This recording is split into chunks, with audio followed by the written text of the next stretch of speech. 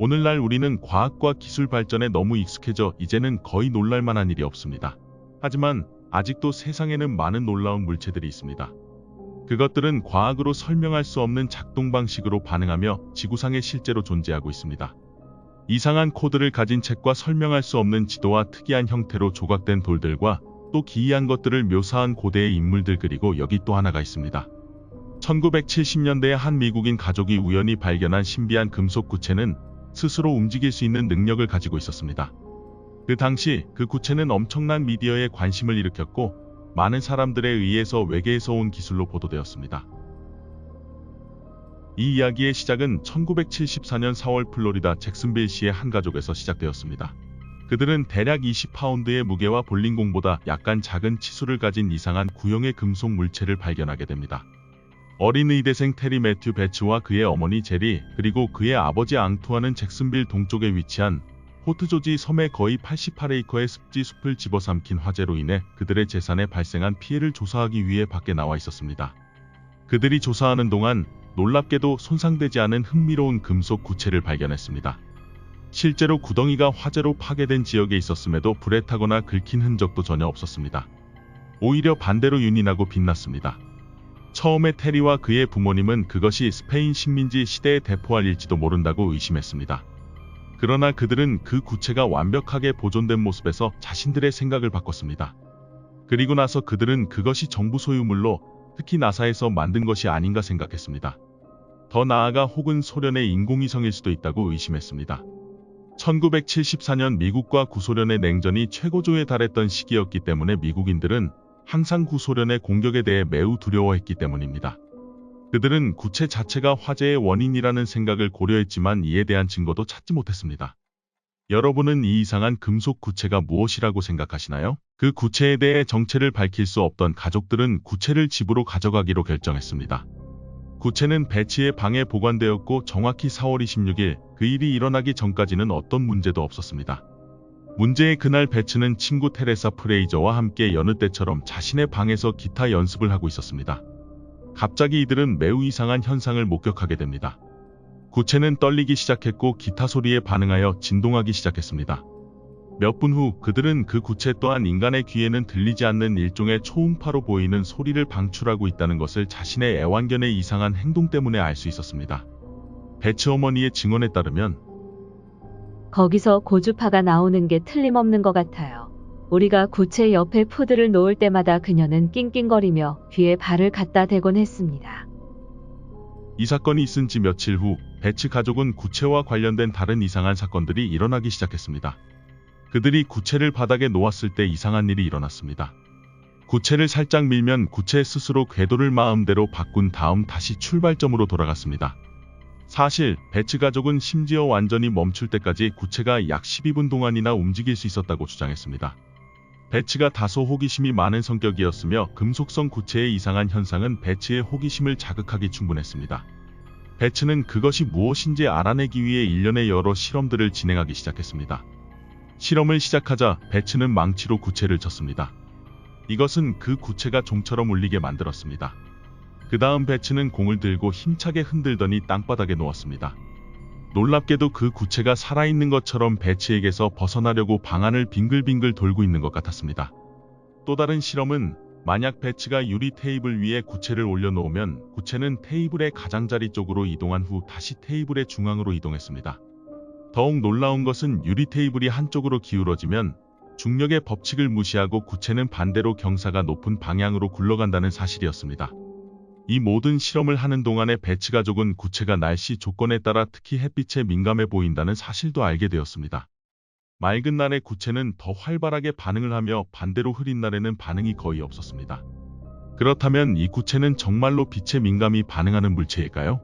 1970년대 과학기술 수준을 보면 이 추측은 맞지 않습니다. 그 당시에 태양에너지는 일반적으로 사용되지 않았기 때문입니다. 구체가 스스로 움직이는 능력 때문에 배츠는 구체가 자신의 집에서 도망가지 않을까 걱정이 되어 구체를 자루에 담아서 보관했습니다. 배츠 가족은 그 구체의 능력이 너무 놀랍고 신기해서 친구들과 가족들에게 그것을 자랑하기 시작했습니다. 예상했던 대로 그 소식은 입소문을 타고 빠르게 퍼졌고 점점 더 많은 사람들이 신비한 구체에 대해 관심을 갖게 되었습니다. 친구들과 가족들의 제안으로 배츠 부부는 마침내 구체를 세상에 공개하기로 결정했는데 아마도 정부나 연구기관들이 그 물체가 무엇인지 밝히는 것을 도와줄 수 있을 것 같은 기대감 때문이었습니다. 많은 신문들이 이 이야기에 관심을 보였으며 1974년 4월 11일 잭슨빌의 일간지 플로리다 타임즈 유니온에 배츠의 구체와 관련된 최초의 기사가 실렸습니다. 그 기사에는 구체에 대한 배츠의 어머니의 다음과 같은 목격담이 있었습니다. 그것을 멈추게 하면 그것을 처음 굴린 사람에게 다시 돌아갑니다. 그리고 도착 후 그 사람 앞에서는 정지한 후에 바닥에 부딪히는 것처럼 진동하며 두드리는 소리도 났습니다. 또한 내부에서 약간의 고장난 전구를 흔들 때 나는 소리처럼 달그락거리는 소음이 났으며 자세히 들어보면 필라멘트가 끊어져 나는 소리 같은 아주 작은 소리도 났습니다. 확실히는 모르지만 소리는 분명히 났습니다. 잭슨빌 지역 신문도 이 이야기에 관심을 갖게 되었고 경험이 많은 사진작가 루 에그너를 현장에 보내서 어떤 정보를 얻을 수 있는지 알아보았습니다. 에그너는 이런 현상에 매우 회의적인 사람이었지만 그는 그 일을 정중하게 받아들였습니다. 에그너가 배츠의 집에 도착했을 때 배츠의 어머니 제리는 그에게 인사를 하고 곧바로 그 문제의 구체를 보여주었습니다. 에그너는 4월 12일자 일간지에서 다음과 같은 기사 내용을 발표했습니다. 나는 이런 종류의 것을 싫어한다. 내가 그곳에 도착했을 때 배츠 부인은 당신이 그것을 보지 않으면 믿지 않을 것이라고 말했다. 그녀는 나에게 바닥에 놓고 한번 밀어보라고 말했다. 그것은 굴러가다가 멈췄다. 그래서 어쩌라고 혼자 한심하게 생각했다. 그녀는 잠깐만 기다려주세요라고 말했다. 그것은 스스로 방향을 틀었고 약 4피트 정도 오른쪽으로 굴렀다. 그리고 멈췄다. 그리고는 다시 방향을 틀어 왼쪽으로 8피트 정도 굴러갔다. 큰 아치를 그리며 내 앞에 바로 멈추어 섰다. 에그너는 금속 구체의 능력에 매우 놀랐습니다. 그는 그것을 주의 깊게 살펴보았지만 배츠의 가족처럼 그는 구체의 불가사의한 현상의 원인을 찾을 수 없었습니다. 그 후 5일 동안 배츠 사건은 국제적으로 다양한 매체에서 보도되었습니다. 며칠 안에 유명 출판사의 기자들이 뉴욕타임즈를 포함하여 세계의 다른 지역에서부터 배츠의 집에 도착하기 시작했습니다. 그리고 언론뿐만 아니라 과학계와 군 당국도 이 이상한 현상에 관심을 보였습니다. 심지어 다양한 UFO 연구자 협회들뿐만 아니라 미국군과 나사의 연구진도 배츠의 가족에게 연락했습니다. 많은 방문객들이 처음에는 이 현상을 목격하는 것에 대해 의심하며 부정적으로 다가왔습니다. 하지만 거의 모든 사람들은 구체의 신비한 현상을 보고 매우 놀랐습니다. 심지어 미국 해군은 TV에서 그 물체가 어디서 왔는지 전혀 알 수 없다고 시인했습니다. 그리고 그들은 그 구체가 미국 정부의 소유도 아니라고 선언했습니다. 그 와중에 유명한 천문학자 앨런 하이넥 박사는 더 많은 조사를 위해 배츠 가족에게 그 구체를 시카고에 위치한 노스웨스턴 대학교 연구실로 보내달라고 요청했습니다. 하지만 구체를 잃어버릴까봐 걱정하고 있던 배츠 가족은 그 요청을 거절했습니다. 그리고 그 신비한 구체는 배츠의 집에 남아 있었습니다. 새로운 사건들이 일어나기 전까지는요. 갑자기 한밤중에 오르간 음악 소리가 들리기 시작했습니다. 배츠의 집에는 그런 오르간 악기 같은 것이 한 번도 있었던 적이 없었습니다. 그리고 2층의 문들이 밤낮을 가리지 않고 저절로 열렸다 닫혔다 했습니다. 결국 가족들은 그 구체를 잭슨빌 해군항 공기지의 과학자들에게 조사를 맡기기 위해 보냈습니다. 미 해군의 과학자들은 여러 실험들을 통해서 구체를 조사했지만 아무것도 찾아낸 것이 없었습니다. 또 당시의 장비로는 그 구체를 자를 수가 없었습니다. 크리스 버닝거 해군 대변인은 다음과 같이 말했습니다. 엑스레이를 통한 우리의 첫 시험은 아무런 진전도 이루지 못했습니다. 이제부터 우리는 구체에 더 강력한 장비들을 사용할 것이며 그것이 어떤 금속으로 만들어졌는지 조사하기 위해 분광기를 사용할 것입니다. 마침내 과학자들은 구체의 정확한 지름, 무게 그리고 코팅의 두께를 포함하여 구체의 몇 가지 특성을 파악할 수 있었습니다. 이것은 0.5인치 두께였지만 1평방인치당 12만 파운드의 압력을 견딜 수 있었습니다. 이 코팅은 자기합금의 종류로 부식에 강한 스테인리스 스틸의 일종이었습니다. 특수한 엑스레이 장비는 또한 구체 내부에 2개의 둥근 물체를 보여주었습니다. 그것들은 내부의 밀도가 비정상적인 물질로 만들어져 있었습니다. 그들은 또한 그 구체가 4개의 서로 다른 자극을 가지고 있다는 것을 발견했는데 2개의 양극과 2개의 음극이었습니다. 추가로 그들은 또한 그 물체가 방사능이나 폭발성이 없다는 결론에 도달했으며 그래서 그들은 그 구체를 분해하고 그것을 더 자세히 조사할 수 있도록 배츠 가족의 허락을 요청했습니다. 하지만 배츠의 부모님은 이것을 받아들이지 않았고 해군은 결국 그 물건을 배츠 가족에게 다시 돌려주었습니다. 그러나 많은 의문점들이 풀리지 않은 채 남아 있었습니다. 구체 안에 있는 두 개의 둥근 물체는 무엇이었을까요? 그 구체는 어쩌면 우주 저편에서 온 것이었을까요? 그리고 그렇다면 왜 외계인이 이것을 지구에 남겨놓았을까요? 1974년 7월 오메가-1 연구소의 대표인 칼 윌슨 박사는 몇 시간 동안 그 구체를 조사했고 연구 결과 구체 주변에 자기장이 있으며 그것은 전파를 발생한다고 발표했습니다. 윌슨은 더 나아가 구체의 표면이 강철과 약간 다른 미지의 원소를 포함하고 있는 사실도 찾아냈습니다. 분명히 윌슨은 그 구체의 능력을 목격했으며 그것이 물리학에 알려진 법칙들을 거스른다고 인정할 정도였습니다. 하지만 오메가-1 연구소의 구체 조사 결과가 해군의 결과와 거의 유사의 구체에 대한 미스터리는 여전히 풀리지 않은 채로 남아 있었습니다. 같은 해 항공현상연구기구의 일부 회원들은 이 구체가 외계 생명체의 존재에 대한 증거가 될 수 있기 때문에 이 구체를 UFO아크에 제출하도록 배츠 가족을 설득하는 데 성공했습니다. 게다가 내셔널 인콰이어 매거진에서는 외계인의 존재를 증명할 수 있는 사람에게 $50,000의 큰 상금도 걸었습니다. 상금이 걸리자 의문의 금속 구체는 다시 주목의 대상이 되었고 배츠의 감시 아래에 다양한 테스트를 진행했습니다. 인콰이어 잡지는 구체를 평가하기 위해 다양한 저명한 전문가들로 구성된 고위급 패널을 구성했습니다. 다양한 실험 끝에 전문가들은 그 구체의 능력에 대해 이미 알려진 모든 신비한 능력에도 불구하고 이 신비한 구체는 무선으로 움직인다고 결론지었습니다. 비록 그들이 그 구체가 무엇인지는 밝혀내지는 못했지만 그들은 그 구체가 외계에서 왔다는 가능성은 없다고 했습니다. 이것으로 인콰이어 매거진은 배츠 가족에게 $50,000의 상금을 줄 수 없다고 통보했습니다. 또 이상하게 태도를 바꿔 앨런 하이넥도 그 물체가 인간이 만든 것일 가능성이 높다고 말했고 그는 또한 그것이 무엇인지 또는 어디에서 왔는지 전혀 알 수 없다고 인정했습니다.